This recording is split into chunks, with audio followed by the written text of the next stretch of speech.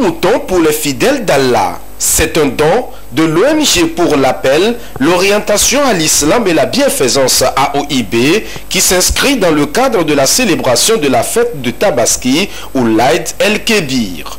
Un geste de générosité pour permettre à ces fidèles vulnérables de fêter dans la joie. Depuis 5 ou 6 jours, nous sommes rentrés dans les jours bénis du dernier mois islamique. Et dans ce mois, on célèbre la fête du mouton.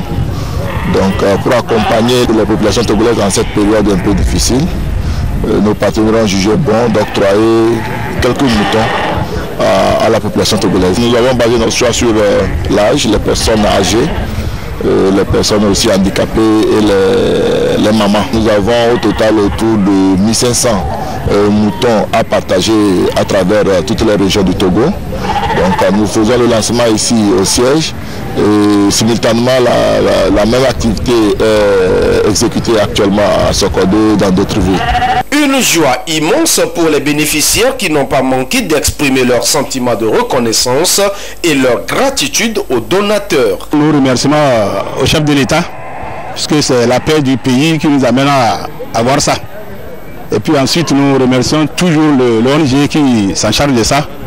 Le IB là, on le remercie beaucoup parce que chaque année, il nous fait ces dons-là et on le remercie très bien.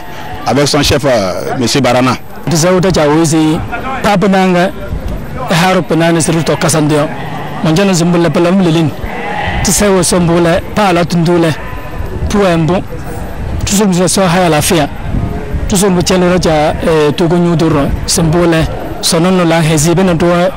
Lelendano tuzumu uzu karala na pabnangala tutob chezmo dan zere de ustaz barana isadu al baraka isokati na de yale isoruk bane do al baraka binaka fal dan zere de tamalandarum kata so chamba no roze baka sadu al baraka binaka fal dibi chezna do vinje kanama de togo do so se kala fia de togo de autorité wa so chamba roze so la al heru wa chileda alheri wa talla de togo le dakpena miabe ONG AOIB e ga mi le jijomi nko bele wona mi le dakpene e peke lava mi adu lekea mi le dakpene mi le bio mi aba peto alaji barana ba no sesende agbejiji la mesen e ga cha mi le jijomi mi ya mi abe vio cha ejila jobe ONG AOIB wonde na mi le dakpene lo.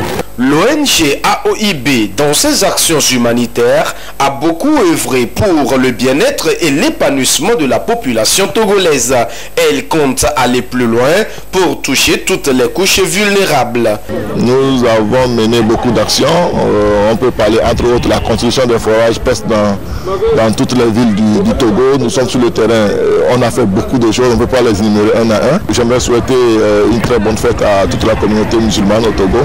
Et dire à ceux qui ne sont pas musulmans, ceux qui sont invités, c'est une fête de partage. L'Aïd, le prophète sallallahu alayhi wa sallam nous a instauré, dès qu'on immole le mouton, de le partager en 3. Il y a une partie pour soi, une partie pour les voisins et une partie pour les amis. N'hésitez pas à vous joindre à nous. Bonne fête à tout le monde. L'ONG AOIB intervient dans plusieurs domaines, à savoir le social, l'environnement, l'éducation et la santé.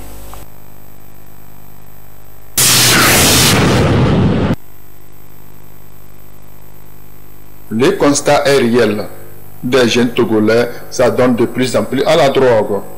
D'après une étude menée en 2020, sur 500 jeunes de 12 à 24 ans, 20% sont des vrais consommateurs de la drogue et la situation devient inquiétante d'année en année. Les chichas, la cigarette, l'alcool, sans oublier le cannabis et la cocaïne sont prisés tous les jours par des jeunes. L'on énumère plusieurs raisons qui conduisent les jeunes vers ces produits. Ils peuvent consommer ça par curiosité pour voir qu'est-ce que c'est, qu'est-ce que ça donne. On note aussi souvent que c'est peut-être d'autres qui donnent des raisons que par manque d'affection dans la famille. Quand ils prennent ces substances-là, ils se sentent un peu à l'aise. Il y a aussi un sentiment de bien-être qu'on appelle souvent euphorie. C'est parmi tant d'autres raisons. Au moment des anniversaires, il peut prendre pour se sentir aussi parmi les gens. Ou bien aussi parce qu'il a la sensation de peur. Maintenant, pour éviter la peur, il prend ça pour pouvoir animer la galerie. La consommation de ces substances est à l'origine de plusieurs vices dans la société. C'est également un facteur déclencheur de certaines maladies, selon les spécialistes en santé mentale. Les drogues peuvent induire une maladie mentale chez certaines personnes. Elles peuvent précipiter une maladie mentale chez d'autres. En plus de la maladie mentale, elles peuvent conduire à des maladies somatiques, par exemple, cirrhose de la foie, les hépatites, le sida, car sous l'effet de la drogue, on a des comportements à risque. Il ne faut surtout pas oublier les traumatismes liés aux accidents de la voie publique que les drogues peuvent conduire. Des centres de prise en charge des maladies mentales font face tous les jours à des cas. Des moments d'inactivité, notamment des vacances, constituent des périodes où des jeunes sont tentés de faire l'expérience de ces substances nocives. Des mesures sont à prendre pour en éviter, que ce soit du côté des parents, de la société en général ou des apprenants en particulier. Ne cherchez pas à toucher, c'est-à-dire à goûter par curiosité les substances. Cela vous conduirait loin. Parce qu'une fois que vous goûtez, on aura la forte chance d'en revenir. Cherchez à vous occuper à la maison par l'art culinaire, la lecture, des jeux de loisirs et des créativités. Parce que des fois c'est dur du fait que l'on ne fait rien, que l'envie vient d'aller de fumer ou de prendre la drogue. Voyager pour découvrir d'autres lieux. À chaque parent, de voir qu'est-ce qu'il peut faire pour que son enfant s'occupe. Et rester aussi le temps de passer des moments avec l'enfant. À la société aussi, il faudrait encore multiplier aussi les lieux de loisirs et de formation modulaire. C'est-à-dire, si au niveau de l'informatique, on peut créer des centres qui peuvent occuper les enfants à ce moment. À l'endroit des masses médias, qui puissent essayer de leur mieux pour propager à peu près les conséquences liées à la consommation des substances et aussi de veiller à ce que les jeunes puissent se prendre en charge durant les vacances. L'usage des substances psychoactives sont très nuisibles à la santé et dangereuses pour la société. Raison pour laquelle le gouvernement togolais multiplie ses efforts dans la lutte contre le trafic et la consommation de drogues. Mais cette lutte incombe tout citoyen puisque le bien-être sanitaire et social des personnes en dépendent. Le court-circuit, très simplement, c'est un phénomène électrique qui se produit entre deux conducteurs électriques quand ils se touchent, un contact direct entre deux conducteurs électriques. Donc c'est ça qu'on appelle court-circuit. Ça peut entraîner l'incendie. Les causes sont multiples. Ça peut être de surcharge sur une ligne. Ça peut être la détérioration de l'isolant, de gaines protectrices de lames conductrices de courant électrique.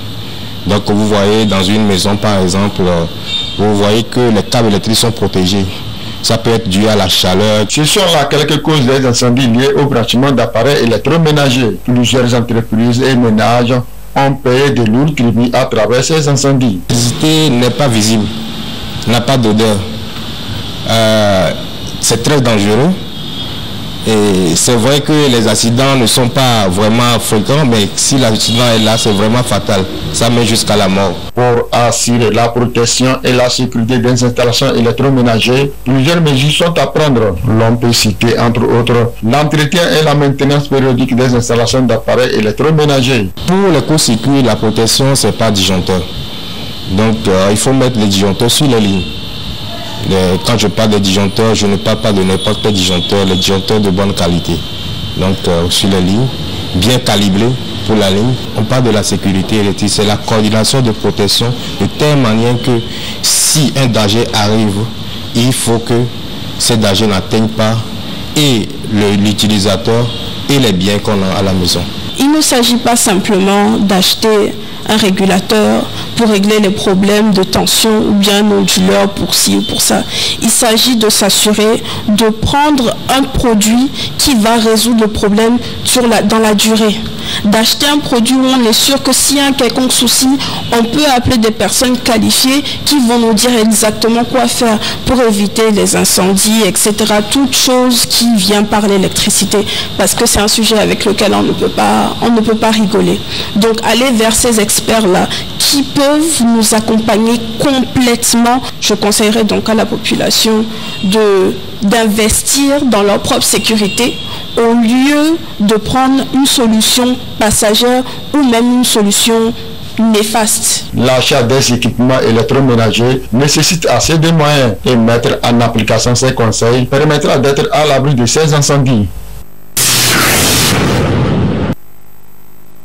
Entrepreneuriat, activités génératrices de revenus, apprentissage sont entre autres des initiatives prises en faveur des ex-détenus afin d'assurer leur réinsertion socio-professionnelle. Cette politique de réinsertion vise à accompagner ces derniers à avoir une vie après la prison.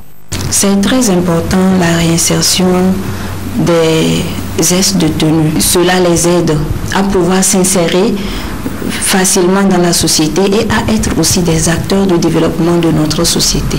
Les détenus qui sortent et qui ont un besoin en hébergement pour un temps court ou un temps un peu long, ces détenus font la demande ou ils sont assistés avant d'accéder ou d'intégrer encore la société d'une manière encore plus adéquate. Et ça dépend du profil de chaque personne, de ce que chaque personne veut faire. Il y a différents types d'activités. L'idée est de lutter contre la pauvreté et d'éviter la récidive. Et pour atteindre les objectifs, des défis majeurs sont à relever. Il y a toujours des difficultés et je pense qu'à notre niveau, nous avons besoin de plus de financement pour aborder encore d'une meilleure manière ce travail-là. Appuyer la société civile que nous sommes, les associations que nous sommes et nous intervenons dans ce domaine, nous appuyer et l'appui financier, appui technique et je pense que ça va beaucoup aider pour l'avancement de ce travail. Pour une réelle réinsertion, le gouvernement est appuyé par les acteurs de la société civile. Des réflexions et des actions se poursuivent afin d'accompagner les ex-détenus à sortir de la précarité et à être des vrais acteurs de développement.